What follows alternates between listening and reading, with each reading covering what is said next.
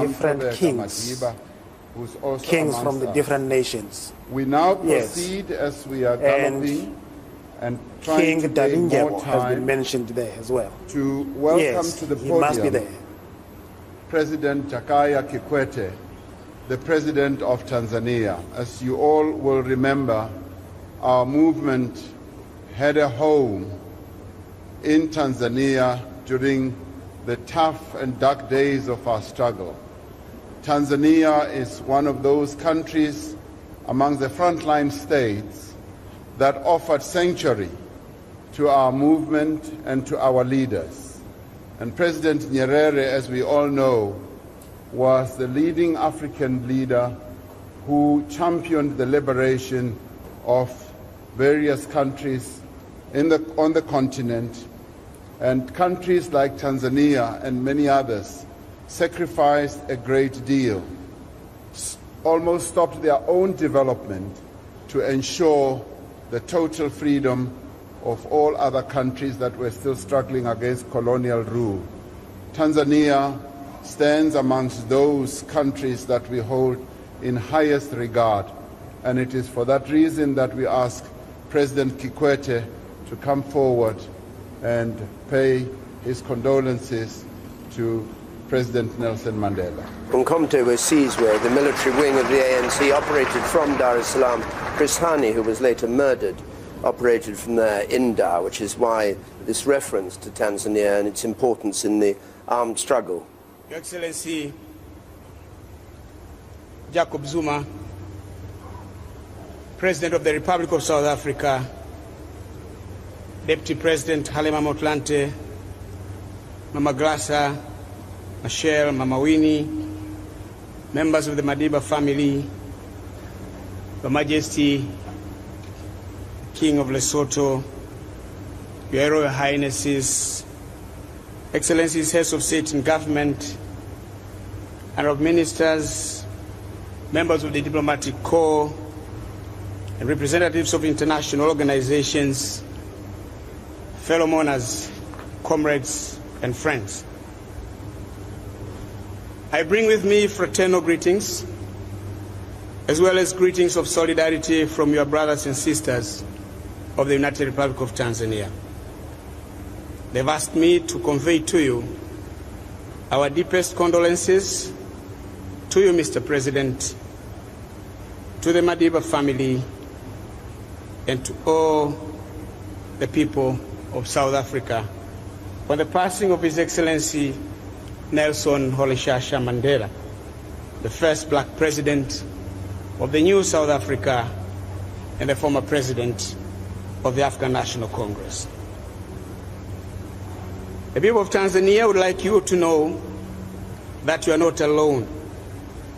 They are with you during this difficult period of mourning, and they will be with you thereafter.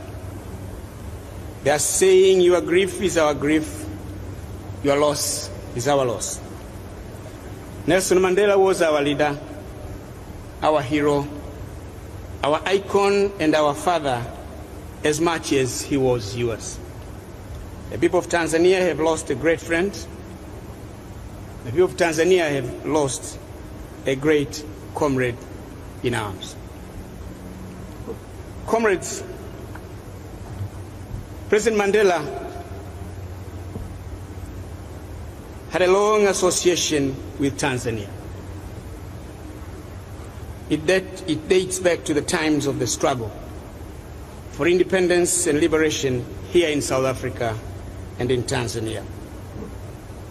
Our two sister parties, the ANC and TANU, the Tanganyika African National Union, later Chama cha Mapinduzi, enjoyed special relations with each other. We supported each other at the time of need.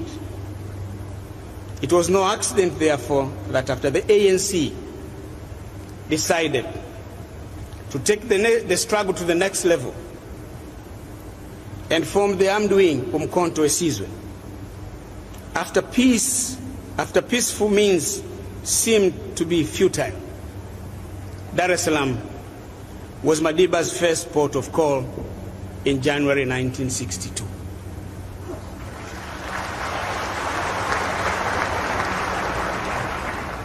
He left South Africa secretly through Bechuanaland at that time, northern Rhodesia, into Tanganyika through the town of Mbeya. And then from there, arrangements were made for him to come to Dar es Salaam. His mission was to seek support for the armed struggle and a place to train the MK combatants. Comrades and friends, he met our first president, now late, Julius Kambarage Nyerere. And I'm humbled to say that I have also come with me his widow, Mama Maria Nyerere, is here with us.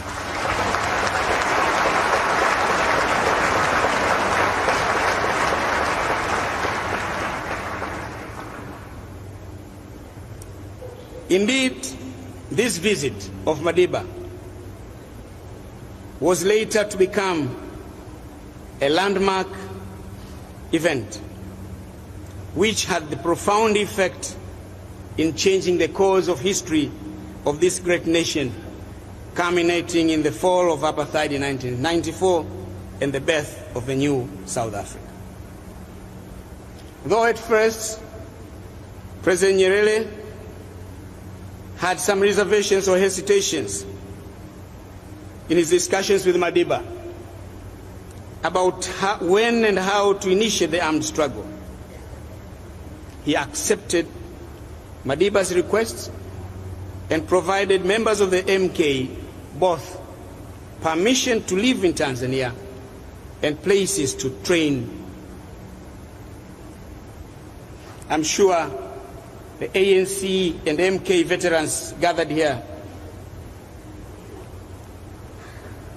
to them names like Kongwa, Mgagao, Morogoro, Mazimbu,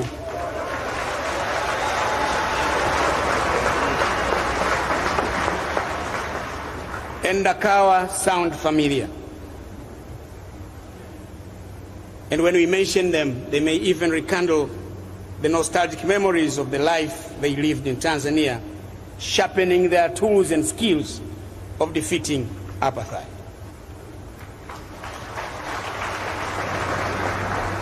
But President Nyerere went further. Beyond availing places to live and to train, he offered Tanzania's own moral and material support, meager as it was, but it was very symbolic to us. But also Mwalimu was instrumental in mobilizing regional and international support for training and arming the combatants. Indeed, this applied to all other liberation movements, the PAC, MPLA, SWAPO, ZANU, ZAPU, and FRELIMO.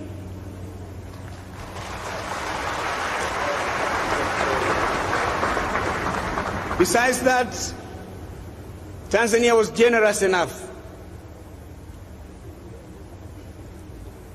to give cadres of the liberation movement travel documents.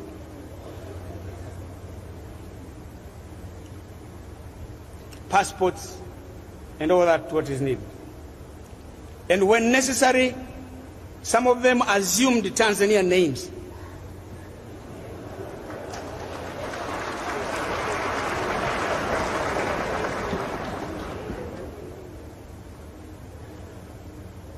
When Madiba came to Tanzania, he had no passport.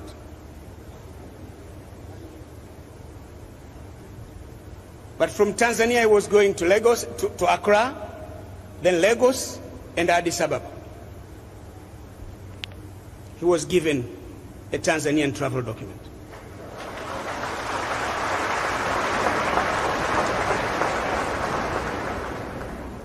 It facilitated his movement. And I know a number of you use Tanzanian travel documents. I don't know if Tabo returned his.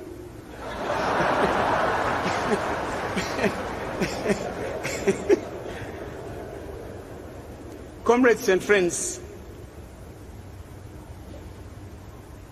Madiba's trip to Dar es Salaam was to change the fortunes of the ANC after being banned by the apartheid regime here in South Africa. The ANC found a new home in Tanzania, from where it operated, organized, spearheaded, and prosecuted the struggle. From Tanzania, the ANC was able to reach its cadres and other members who remained and operated from inside South Africa through discrete means of communication. From Tanzania, the ANC was able to have messages reach the broad masses of the people of South Africa through publications, Sechaba, and dedicated radio broadcast. Radio freedom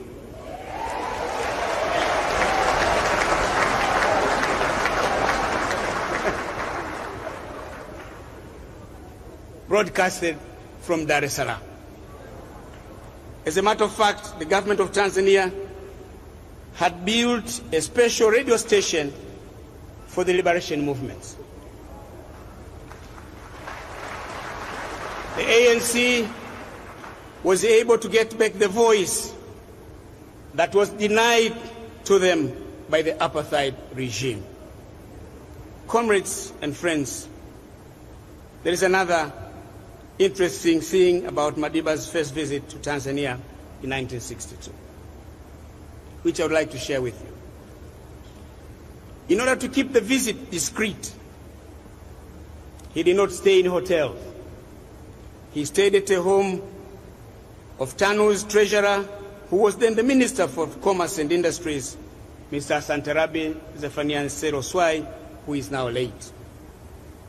On his departure, on his onward trip to Accra, Lagos, Addis, and Algiers, he left behind his boots at Mr. Swai's home in the hope that on his way back, he would pick up the boots. Unfortunately, he could not pass through Dar es Salaam again, and shortly after arriving back in South Africa, he was arrested and imprisoned and spent the 27 years in Robben Island. But fortunately, the Swai family kept the boots, awaiting his return. In 1995, when Mandela was president, the pair of boots were handed back to him.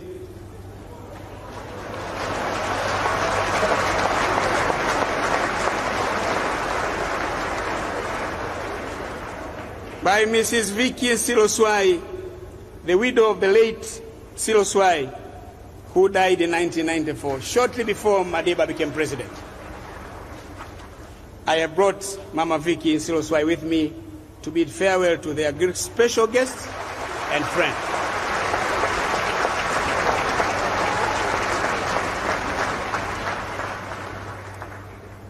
Comrades, after his release from prison, and after visiting Lusaka for the meetings of the National Executive Committee of the ANC, Madiba came to Dar es Salaam. It was not again by accident. He was met by the largest crowd Tanzania has ever seen receiving a foreign dignitary. And that record has never been broken. But mind you, it rained heavily that day. As chiefs, so when a chiefs come, it always rains. That's the belief in our part of the world. But people never left their positions. They thronged the airport, lined the streets of Dar es Salaam, braving the rain to see their hero, their icon, their leader, Nelson Rolihlahla Mandela. Indeed, Mandela's charisma is unmatched in modern times. Of course, he visited the facilities of ANC, Morogoro, Iringa, and spent the night with the combatants of MK at Mgagao, their training base. Comrades and friends, I've narrated all these stories and anecdotes to let you, the people of South Africa, know how far back the current excellent relations between our two friendly countries and between the ANC and Chama Mapinduzi have come from. It is not by accident that South Africa and Tanzania enjoy excellent bilateral relations. We are close friends and allies because our common history unites us. We see eye to eye on many bilateral, regional and international issues. We support each other at regional and international fora. Comrades, it is none other than our founding father, First President Mwalimu Julius Nyerere, and the founding father of the new South Africa, President Nelson Mandela, who were responsible for this friendship and cooperation. They built very strong foundations for our bilateral relations. That is why I said at the beginning that Madiba is very much our leader, our hero, our icon, and our father as he is to you. That is why your sadness, grief, and sorrow are ours as well.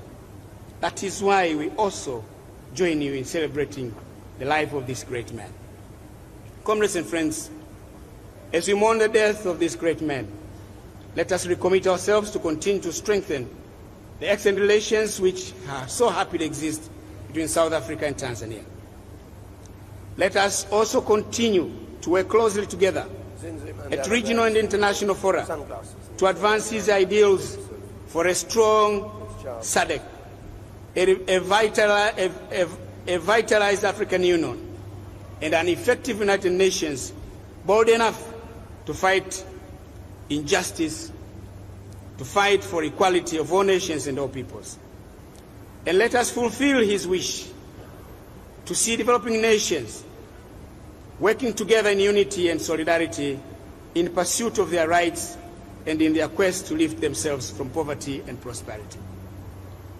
And you, my brothers and sisters of South Africa, Madiba has lived his life well.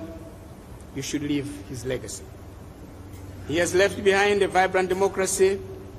He left behind a new nation where black and white South Africans live together harmoniously. A nation where nobody is denied his or her basic rights because of the color of his skin. A nation where blacks can also prosper, unlike in the past when they were condemned to live in squalor, deprivation, and as third-class citizens in their own country. We know not all that he stood for has been achieved yet. It is foolhardy also to assume that all the ills of the former apartheid system will be corrected in these 19 years.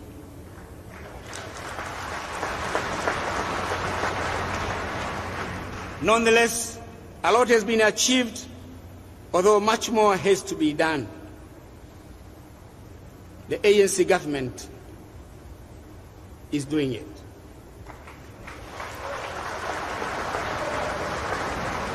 Please stay the course and always strive for greater excellence.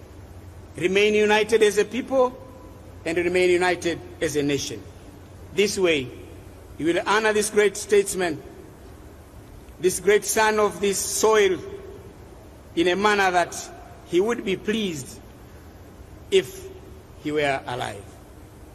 This is the best way to live his legacy. We will always hold you in our prayers. You are not alone. Hambakale Tata Mandela.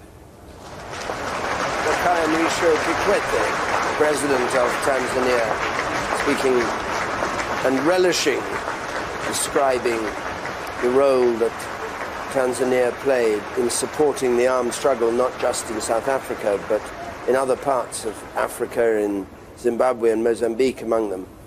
And talking about things that were extremely Thank you, deeply President secret and Kikwete. dangerous things to know Thank only you particularly 20 for or 30 taking years us ago, down memory and lane, describing the mosquito boots getting us that Nelson to Mandela left behind remember in Dar, many and which were things that our returned only leaders after he were left involved prison in over their 27 years